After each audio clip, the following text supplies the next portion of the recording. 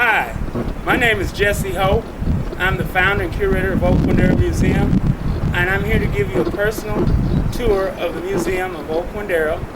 I want you to listen to what we have to say, understand what we're trying to provide, and enjoy our tour for this present circumstance.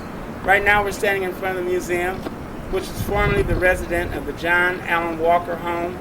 Mr. Walker was a caretaker for the West University for more than over 50 years. The story of him is phenomenal when you think in terms of how he came from such deprivation and was able to develop a home for his family and a legacy such as he did. If you follow me, we're going to go into the museum and start with our tour.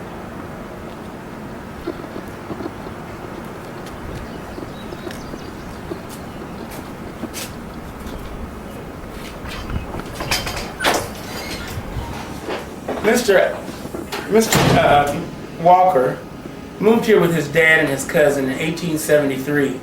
His dad had been a farmer slave in some part of Mississippi, and unfortunately, in trying to do the bidding of his master, he was asked to do a chore that was to be asked to run ahead of the dogs to see how soon he would be retrieved. Unfortunately, his dad was instructed that if the dogs got in too close a pursuit, he was to get into a tree, and that he would be the master would come after him and get him back on horseback and take him back to the slave quarters. However, when the dogs did pursue him as close as they did, and Mr. Walker climbed up into the tree, he was unable to get one of his feet up in the tree with himself, and his foot was terribly mauled. And after a day and a night or better, gangrene set up and the foot had to be amputated. Unfortunately, this meant that Mr. Walker would have to spend the rest of his days with half of the circumstance. What we finally decided now is that Mr. Walker's dad, who had obviously unbearable tenacity, after slavery was abolished, was able to get endorsements from different individuals in the county that he lived, because he had been given the chore on the plantation to make shoes for the other slaves. We always kind of say that was kind of an oxymoron. You lose your foot and then you make shoes for everybody else. But he got very proficient at that gift, and through that he was able to write to the citizens in the white community of Quindaro and ask for them to pay for his passage to the town of Quindaro and help set him up in business so that he could have a new life in this free state of Kansas. They did do as he had asked, and they sent for him, and in the year of 1873 they landed at the Quindaro Flat. They were set up in business near 27th and Brown Avenue, sent the two boys to the white Quindaro School, which was something unheard of at that time. They both graduated to the 8th grade level. Mr. Walker, that we know, became a postal worker in the early 1900s, built this home, and was able to work in that capacity until he asked the president of the college if he would be able to do lawn care service with the department. And they told him, well, you make too much money at the post office. We couldn't afford to pay you.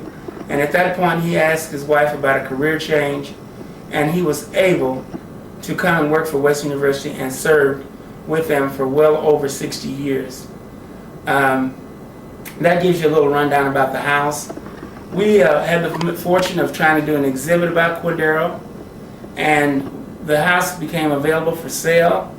We struck an agreement with the ancestor of Mr. Walker and the unified government, and our commissioner, Mr. Nathan Barnes, was very instrumental in helping us procure this property, and that's why we are here as we are today.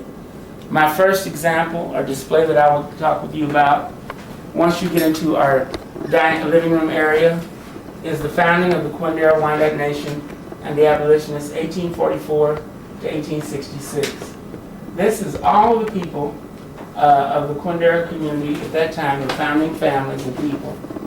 And you will see that there is Nancy Quindaro Brown, who was the daughter of Adam Brown, chief of the Wyandotte Nation, that came here between the 1840s and 50s, settled in this community, was pursued in marriage by the gentleman below her, Abelard Guthrie, who her father was not in favor of her marrying, but she did anyway.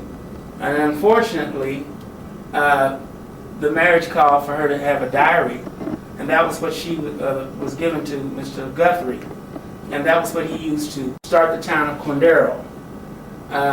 After that, we had Chief John Gray Eyes, Point it out. that we have here to your left of Nancy Brown Guthrie. Chief Gray Eyes was the Wyandotte chief after her father, Adam Brown, was removed or passed on probably. And he was the one that was instrumental in helping the African American community of Quindaro to secure their properties. And all this was done prior to the Civil War. We have his wife, Katie Gray Eyes, who we don't know a lot about other than the fact that she was his wife. And then we have Hannah Zane, who was the wife of the Zane gentleman that owned the Quindaro Hotel in what at that time the Quindaro town now would be the ruins. Chief Torrey never made it to this area. He was in Ohio, and that's where they came from, was Sandusky, Ohio. He was a great leader in their nation, and just as African American history and American history, most of it is done through the telling and the storytelling, which we find to be quite accurate many, many times. Sundum was not only a chief, but he was a Methodist minister. Legend says that he was tragically killed, he and his daughter, for what reason we don't know, or for why we have no idea. But I believe that also occurred in the Ohios. Then we have Isaac Brown and his wife. Isaac Brown was the brother to Nancy Brown. And it was because of him we have the street here in Kansas City, Kansas, known as Brown Avenue. It was named after him. We also have the house here.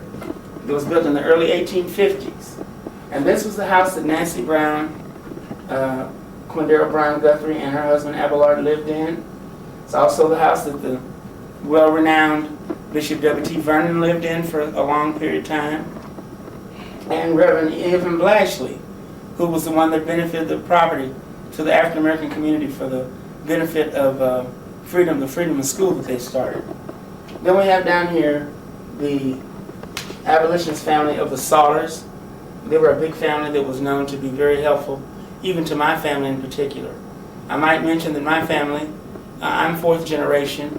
There are now more than 8 or 9 generations in my family, but I do have recall and record of mostly of that, and I will go into that at another time. We also have over here in our display of slavery in America from 1619, excuse me, to 1865. We have some information for most of you all that are not aware of the fact that some of the slavery that was brought upon America was through some of the mistakes that some of our masters made. A lot of it had to do with having relationships with the slaves and ending up selling a lot of the children. That's what happened. You see, there's very many of these flyers say that they're mulattoes that they're selling. That's what they were called in those days. We also have one here that tells you about a raffle. We have an auction here. This one tells you plenty to eat and drink. The scare that was going on in America in the 1850s was that they were going to go west with slavery, and that was why we got to be known as Bleeding Kansas. This knife here is the knife that my great-great-grandfather, Robert Monroe, brought with him from Clay County, Missouri, when his daughter was sold into slavery, and he had been sold twice, and could not trust the fact that he would be sold again. So we found this knife many years ago in 1973, 72 actually, in my great-uncle Frank's house, who was the one that told us accurately about our family and our legacy and our history. These are my ancestors on my maternal side, my great-grandparents, Walter and Queen Victoria Monroe. Here is a more larger group of the family in their early days. And then we have Uncle Frank and his family in the house here that they lived in on the place that was bought, giving us the benefit from the Wyandotte Nation. Had there been a chance that they could have done this with a zoom lens or a broad screen, you would have seen teepees around these houses. This is my great-grandfather's house, and my great-grandfather and his wife, my grandfather's sister, his brothers, and cousins, and different ones that we have. We also have the Banks family. And that family that I mentioned of mine was the Monroes. We have the Banks family, which go back to the pre-slavery years, or pre-Civil War years, and the Griggs family, and the Graves family. And we also have the Marshalls and the Saunders and Turners. And a lot of these families are completely out of, or extinct, or down to just a very few still living.